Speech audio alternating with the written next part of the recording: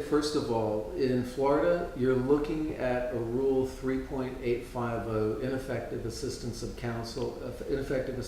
counsel motion, and you're also looking at a potential petition for ineffective assistance of counsel under 3.851, which is the death penalty rule, if neuroscience has not been used. In my view, if somebody is handling a criminal case and there are clear and present indicators that there is a significant behavior problem that is a result of brain dysfunction that is not readily apparent without using imaging, but it's readily apparent based on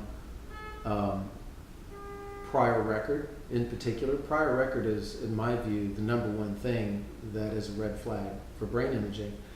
If lawyers are not using that as part of their defensive arsenal in the mitigation, in sentencing, in negotiations for reductions and negotiated dismissals, I think that there's going to come a day where the bar is going to say that is per se negligence. So that's what I have to say for him. Wow. That case you handled 5 years ago, you didn't do brain imaging on, you're going to need to consider the ramifications of that, and especially going forward, because I take the view that, and certainly in death cases and your major felonies, if lawyers are not looking at mental health mitigation, period, they are ineffective as advocates on behalf of their client.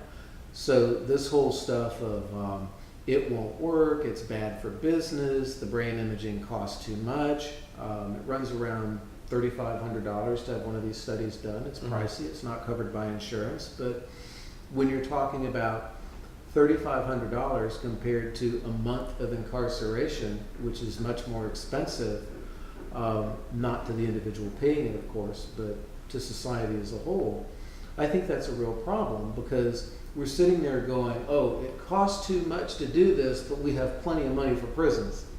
Yeah, it doesn't make sense. It doesn't make sense. And from the perspective of a practicing lawyer, I know what's going through their heads. They're thinking, that's $3,500 that could be in my pocket as my fee. Yeah. that's a lot of what's going on. Yeah. But the reality is lawyers in the defense bar need to be using this material, or I can tell you right now, I don't sit on any disciplinary committees or grievance boards or anything like this in any state for any reason. But if I did, question number one I would be asking in a lot of cases was, what type of mental health mitigation was pursued? And if it was not, why not? And that's going to be a very hard question for a lot of lawyers to answer, I think.